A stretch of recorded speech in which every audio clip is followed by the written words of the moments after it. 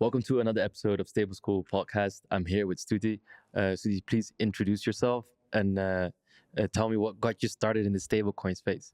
Sure. So I'm Stuti. I'm a partner at Triton Capital, formerly known as Kraken Ventures. And yeah, how I originally entered the crypto space is I've had many careers prior to crypto. I was actually in financial services, then I was in tech, and then I was actually in automotive for around 8 years. And that took me to Berlin, where my day job was to build an autonomous driving team for Volkswagen Group. And being in Berlin in this 2017 era, there was so much energy around crypto because it was anchored by, Ethereum Foundation, Polkadot, Tendermint. And so I just started going to meetups, got very excited. And, I went back to VW and I was like, we've got to do all these pilots and POCs, like blockchain is super cool technology. And that sort of became like a night, like passion, fun thing. Now, fast forward to 2020, 2021, DeFi summer.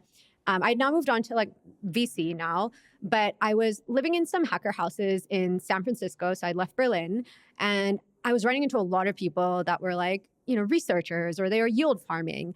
And I had a new epiphany then. It's like, okay, back in 2017, 2018, I thought that crypto was cool technology infrastructure, but that's not all it is. Like what I could see from the new DeFi ecosystem is that it's a very interesting way to use incentives to coordinate communities. So that's more the financialization side of it that I got to better understand in that era. And I think the stablecoin aspect of it really appealed to me because it kind of tied back to my earlier career, which had to do with infrastructure, finance, and monetary policy, and has kind of created all these microcosms to test different strategies and kind of schools of economic thought. I think that's kind of what crypto is about, this kind of experimentation. So it just in a cerebral level has been very exciting for me. And I think since then, what's interesting is that stablecoin design has become a lot more interesting, but also a lot less complex, which is a good thing.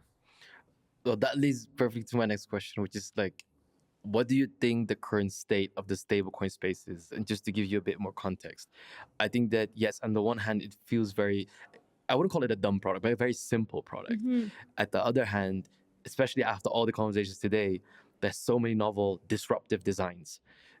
I feel like there are a lot of stablecoins popping up left and right. So what do you think the current state of stablecoins and the stablecoin market is? Mm-hmm. Okay, so I think we are in the second inning. So the first inning was, it was this old stablecoin trilemma where we were saying that what we need to trade off against is decentralization trades off against capital scalability or capital efficiency, which trades off against peg stability. And over here, you had the sort of decentralized stablecoin camp, and then you had the emerging incumbents, which are now incumbents, such as Tether and Circle.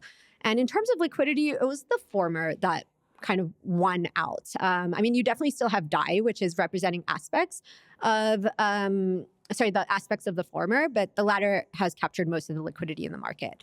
But a lot of that era was around, testing our ideological values around decentralization and censorship resistance and trying to figure out how much can we actually scale. So that was the first inning. I think now we're in the second inning where there's just new problems to be solved in stablecoins. And so this kind of burst of new designs that we've seen and these new protocols such as, Athena and Usual and CAP is emerging that are getting a lot of attention. We are optimizing around a new trilemma now. And this new trilemma is the trade-off between yield, risk, and collateral scalability. So, what are the sources of yield and how much yield can you actually get? What is the risk profile of a stable coin? And how far can you actually scale the underlying collateral until you have to make trade-offs on risk and yield? So it's kind of like a pick two, but two different things than what we had to pick before. So I think this new inning that we're in is that's why there is more of a focus on yield now. But stablecoins are increasingly representing just a really good user experience behind which you can package other kinds of financial products. with an emphasis now on exogenous yield, which was different from the previous inning. So I think that's where we're currently at in terms of stablecoin innovation and design. I love that framework. I think it's a very accurate description of of everything of all the insights I've gotten so far. The trilemma, I love that, and I think that another one that hits the nail for me is the different financial products that are packaged behind a stablecoin. Another way of saying this is that in my previous conversation, it was around this stablecoin is basically abstracting away different DeFi strategies. So liquidations, for instance, like there are only a few apps that allow you to do that through a user interface. But let's say if you want to pay off someone's debt, you really have to run a script or you have to interact with a smart contract. Now you have stablecoins popping up that say, you know what? Instead of like concentrating on one person that can pay off all this debt and makes like, I don't know, 10K or whatever, or upwards of hundreds of K, they do that for the user. And then they spread out that as yield, they spread it out over the entire user base, whoever holds that stablecoin. And so you see different kind of like DeFi strategies or financial products. Maybe asking what are the most disruptive plays that you're seeing right now, keeping this trilemma in mind. Yeah. So we talked about this trilemma. So you have yield, and let me characterize different models for yield. I think you have crypto native yield that you can reach for, which is like Athena reaching for the basis trade. It could even be like CDPs reaching for DEX emissions. CAP, which is emerging, is also reaching for crypto native strategies that generate yield, such as like MEV or SEX DEX arbitrage. So this is kind of crypto native yield. Then you have RWA yield. So this is like your Mountain Protocol or your Ondo. Third, you have mixed yield, which is like a Spark, which is actually a combination of, DAI. And also, they're often collateralized by Athena.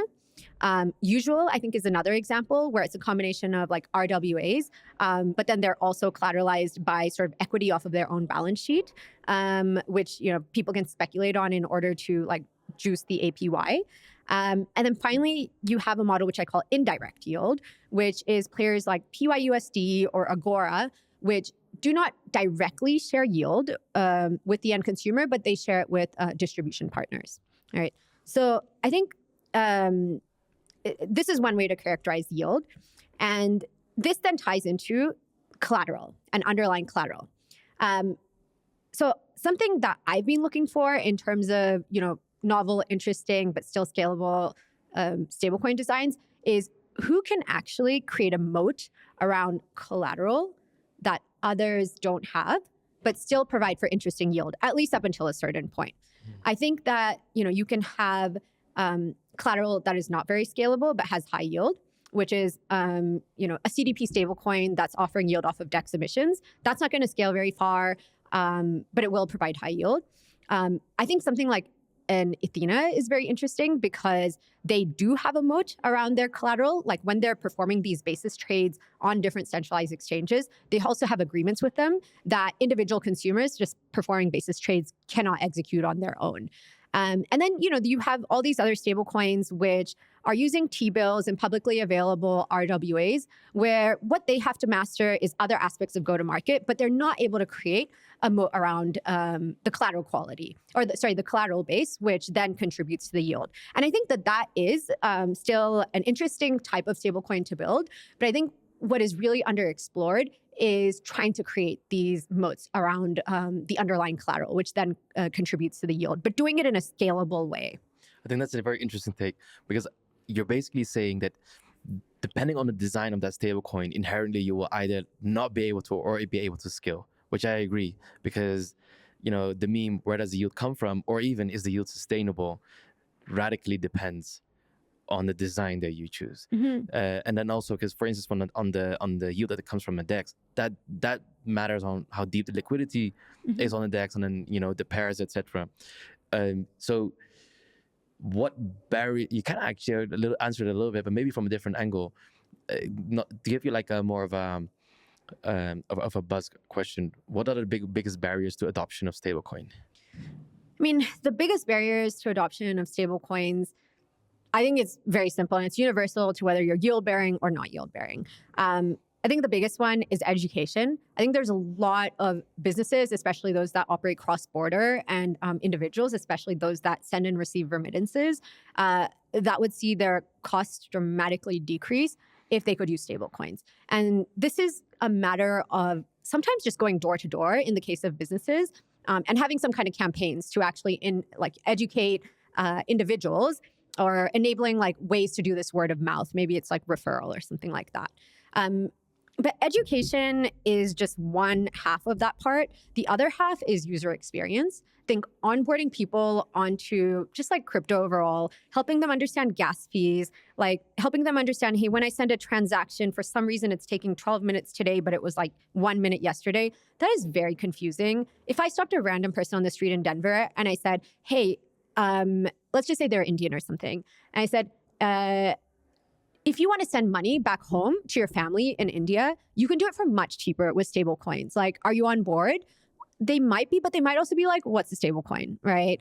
And that education is, part of it is just explaining to them what it is and how it works. But that how it works is something that's on the companies that create these user interfaces and the user experiences that's also tied to the infrastructure that they're building on. So I think that's probably the biggest kind of hurdle right now.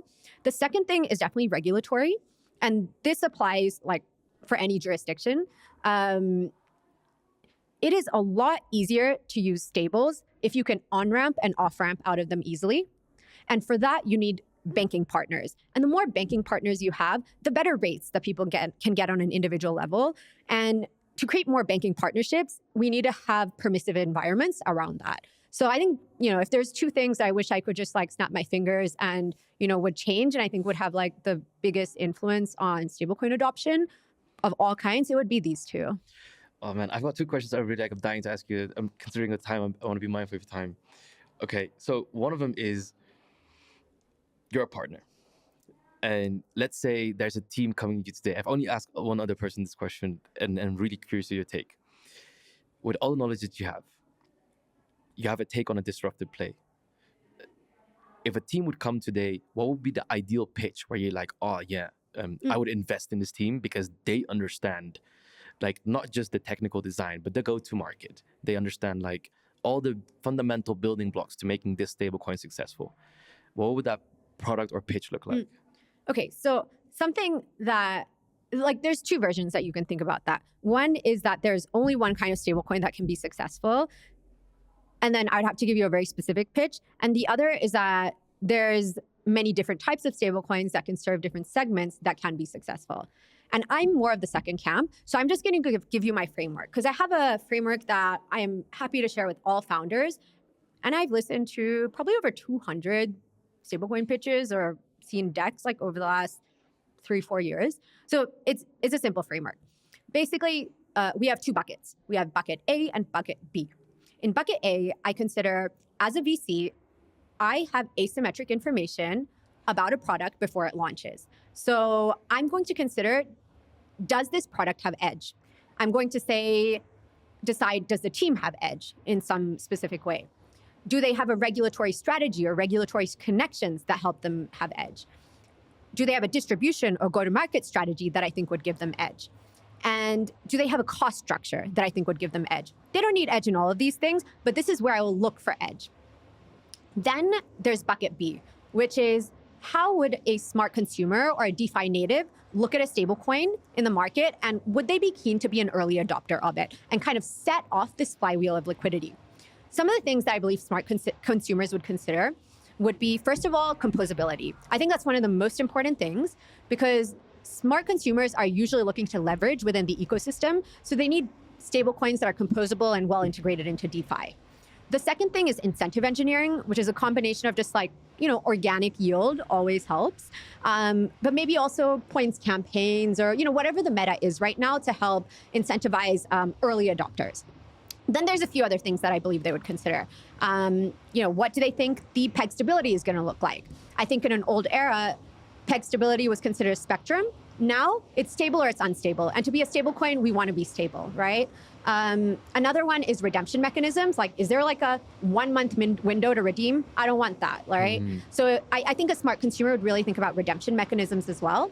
I think they would also consider what is the utility or the use case. So when all of these incentives are pulled out, how can I actually use this stablecoin in the ecosystem? So I think there's a lot of different things that smart consumers would consider, but I'm just highlighting a couple.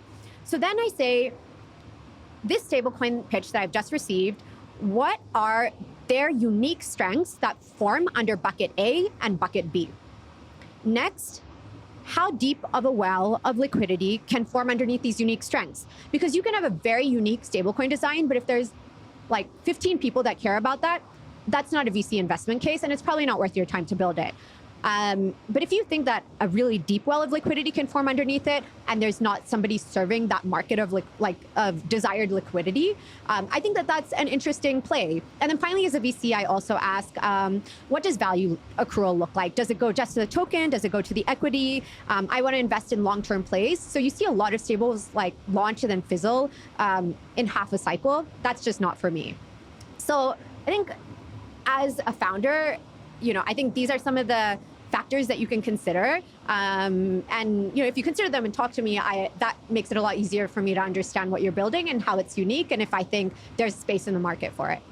So something that I think is a challenge for up-and-coming stablecoins is liquidity bootstrapping.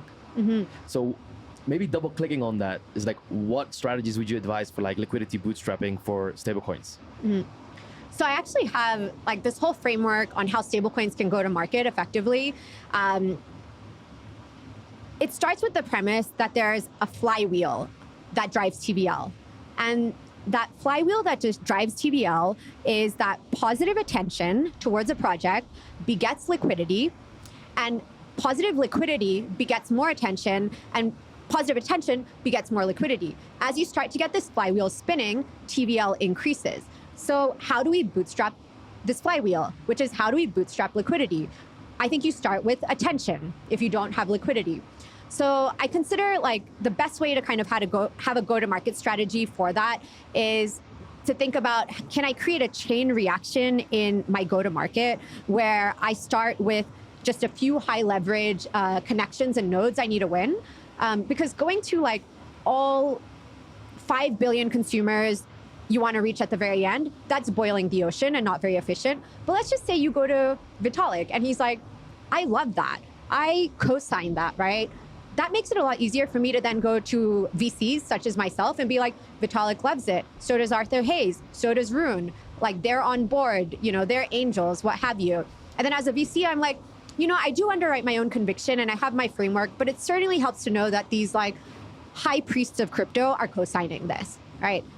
Once you have this seed investment from me and also this stamp of approval from me and other VCs, it makes it a lot easier to then go to other DeFi protocols. When you go to other DeFi protocols, you're not only just looking for partnerships, you're also looking for angel investments from their founders. And this is so important because to really get a flywheel going in DeFi, you need that composability. And if you can get proprietary agreements, like, I don't know, something with like Pendle or something like that, that will make that initial flywheel a lot easier to work with. And so going to these DeFi founders and to these DeFi builders is also a way to kind of test whether DeFi market even has appetite for what you're building. Then you go to the DeFi natives, right? And they are mercenary capital. Yeah. They're mercenary capital, but that's okay.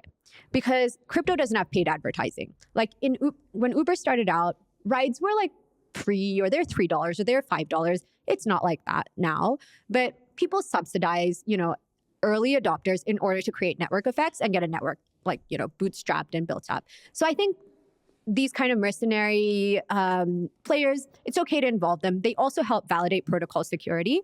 And then finally, you end up with the general consumers who ideally do not need these kind of incentives. They're using you for the organic utility that you have, and they're willing to use you even once all of those incentives are pulled out. So I think that's like sort of my framework for the best way to kind of start to bootstrap liquidity, which is actually with a framework around attention. I think in addition to that, something else is working with ecosystems to kind of work with incentives. So like Honey with Bera Chain, Cap is going to be kind of like the native stablecoin for Mega ETH. So they're going to be favored in many ways in that ecosystem. I think these are also powerful ways if you sort of have somebody king-making you in a way. Gotcha. What is the You mentioned a few projects already. If you look at the stablecoin space right now, what are some stablecoin protocols where you're saying, okay, I'm excited about that? Well, I have a bias for the ones I've invested in, Sure. but I've invested in these companies because I was excited about Yeah. them. As I said, I've listened to over 200, maybe 300, seen decks and pitches, and there's 4, right? Okay. So I'm very excited. The first was Athena. So we were part of the early rounds, the pre-TG rounds for that one. I think everybody's familiar with Athena now, and that thesis has been validated. The next one was Usual, which also became like the second fastest growing stablecoin in the market after Athena in terms of new launches last year. So we also did the seed and the Series A for that one. Also Agora, which sits in a very different market segment. It's not as like DeFi focused, and their collateral takes a very different form. And then the most recent one is CAP, which, as I mentioned, is going to be the stablecoin on Mega ETH. And our thesis for that one, that's the only one that has yet to launch of everything I've invested in. And the thesis there is that they are helping individuals get access to crypto native yield that they do not otherwise have access to in a secure way. And that's kind of similar to our thesis for Athena as well, except the types of yield that they're accessing is different. And these are also projects that can kind of like fit in like puzzle pieces and work with each other like in a DeFi Lego way. So I'd say that is the project that hasn't yet launched that I'm very excited about. But these 4 projects kind of all meet that framework that I shared with you earlier for what I look for. And I think that deep wells of liquidity will form underneath them, and they have unique designs that aren't being addressed. But there's one thing that I will tell you. A lot of people do not agree with me when I say stablecoin issuers are the most exciting market for me to invest into. Okay. Because people say, oh, but there's so much competition. That is a red ocean. People are building copy and paste products, right? And I'm like, whatever. Do you know what the moat really is? The moat is the founder. And we're supposed to be VCs, and remember that what we're investing in is founding teams. And as I said, after seeing hundreds, maybe thousands of founders, like in my time as a VC, the ones that I've picked are the ones that I think that are just going to be the best to do it. Yeah, I love that take. I think that, even in my current growth strategy, I'm betting on founders. I'm willing to go hard. If I find the right founder, I'll put money behind it, will help with liquidity, doesn't matter. I 100% believe in that thesis where you invest in the founder, because at the end of the day, if the product needs to pivot, it needs to pivot. It needs to pivot, yeah. And you need a founder that has the insight and is not emotional and is rational to saying, okay, I got to make this company a success by any means necessary, and pivoting is like just a part of it. I mean, a project like Athena, the model that they initially proposed, I won't name them, but there is 2 to 3 projects that had a similar design that did not succeed in the past. Oh, wow. And Athena did. And they made good decisions, and good decisions come from people, and those people are the founders, and those are the founders that I'm betting on. 100%. Yeah. Yeah, we're running out of time. I have one last question for you, like your take, maybe a bit of a spicy take, is, there are more established parties, let's not name them, like bigger stable coins right now. I think that the rise of all these yield-bearing stable coins is kind of like in an attempt to dethrone, a lot of the larger parties. Do you think they will succeed, or do you think that's not the play? I think right now, these non-yield-bearing stablecoins, such as USDC and USDT, versus the yield-bearing stablecoins, they play a different role in the market. The non-yield-bearing ones are used for like transaction settlement, store of value, etc. And I think the yield-bearing ones are more these packaging interesting financial instruments behind them while having a easy user interface, which is saying, this is $1. That's a lot easier to explain than this is the financial strategy, right? So I think right now they have different sides of the market. In the future, I can definitely see a convergence, right? I think if these yield-bearing stablecoins want to start owning 100 billion of stablecoin liquidity, they have to change the type of collateral that they're working with, which means they just have to go for more widely available collateral, which will probably end up being, fiat and fiat instruments, like fiat-related instruments. And at that point, they're probably going to look a lot more like Circle and Tether. And I have a thesis on what happens then. When you get to this point where you have, let's just say 3 to 4 players that are all selling you $1, how are you going to choose which dollar you want? It's like if I came to you and I said, here are 4 white t-shirts, which one do you want to buy? It's going to come down to, I think, 2 things: emotional experiences and ideology. I think we're going to start getting out of the bounds of what we consider marketing in crypto, and we're going to have to start thinking bigger and bolder. Right now, Republican and Democratic Party, they both say, our product is that we can govern the United States better than the other one, right? And now let's just say that I said, here's a t-shirt. One, if you buy this white t-shirt, it's going to support Republicans. This white t-shirt is going to support Democrats. I think the one that you're going to buy is going to be the one whose ideology you feel more aligned with, even though they both look like white t-shirts. So I think in the future, stablecoins are going to become more bold in terms of how they position themselves. One might be like, you know what? This is the best stablecoin that you can go and buy guns with. Another one might be like, if you want to pay for an abortion, we believe in that. Use this stablecoin. So I think that is eventually where stablecoin distinction is going to come out to. It's going to become a little bit less about design once we really hit scale, and it's going to be more about emotional experiences and ideology. So brand and so fed by identity. What's the feeling it invokes? Yeah. What's the association you have with the brand? Like I identify myself with. I think brand is a start. Brand is an emotional experience. Yeah. Like, selling a luxury product, like, an amazing handbag is, you're selling an aspiration and an emotional experience, but you're not yet selling an ideology. That's closer to a political party. So I think we're going to be sitting somewhere in between like brand and ideology and values, essentially. Well, that's definitely a different take. Thank you so much for that. Yeah. Stuti, it was an absolute pleasure. Thank you so much for joining me. And yeah, looking forward to having you on again. Yeah, I would love to. Thank you. Thank you so much. Yep.